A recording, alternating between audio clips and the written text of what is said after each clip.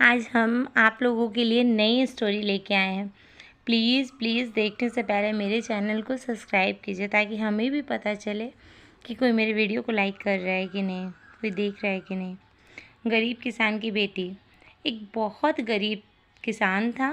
वो अपनी बेटी के साथ एक छोटी सी झोपड़ी में रहता था।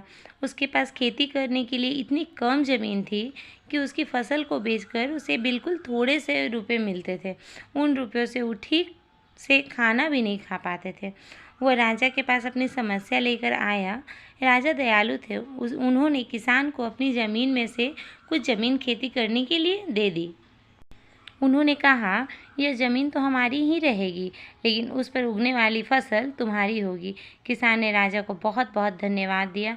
एक दिन वह खेत की जुताई कर रहा था, तभी उसका हल किसी कठोर चीज़ से टकराया। उसने वहाँ खोद कर देखा तो उसे सोने की एक ओखली मिली। किसान ईमानदार था। उसने अपनी बेटी से कहा, हमें यह ओखली राजा के खेत में मिली है। जिसकी ज़मीन है उसी की यह ओखली भी है, इसीलिए हमको इसे राजा को लौटा देनी चाहिए। किसान की बेटी बोली, नहीं पिताजी, आप ऐसा मत कीजिएगा।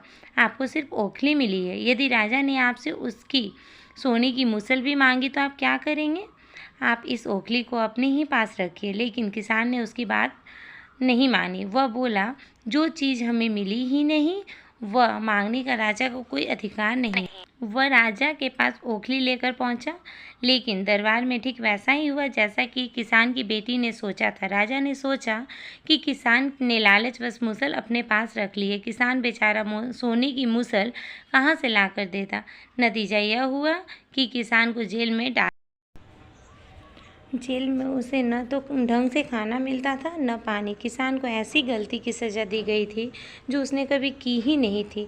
वह खाए पिए बिना निठल्ल हो गया। लेटे लेटे वह रोता रहता था कि काश अपनी बेटी की बात मानी होती। एक दिन राजा ने उसे ऐसा कहते हुए सुन लिया। उन्होंने किसान से पूछा कि वह ऐसा क्यों कह रहा है। तब किसान ने राजा को पूरी बात बताई। राजा को अपनी गलती का एहसास हुआ। किसान को तुरंत छोड़ दिया। किसान की बेटी को राजा ने दरबार में बुलाया। उससे बातें करने के बाद राजा को पता चला कि वह कितनी बुद्धिमान है। किसान की बेटी को राज्य के खजाने का मंत्री बना दिया गया। उन्हें रहने के लिए घर और सभी सुख सुविधाएं दी गई। किसान और उसकी बेटी को सदा खुशी से रहे। किसान को थोड़ा कष्ट जरूर झेलना पड़ा, लेकिन अंत में जीत सच्चाई की हुई। Thank you.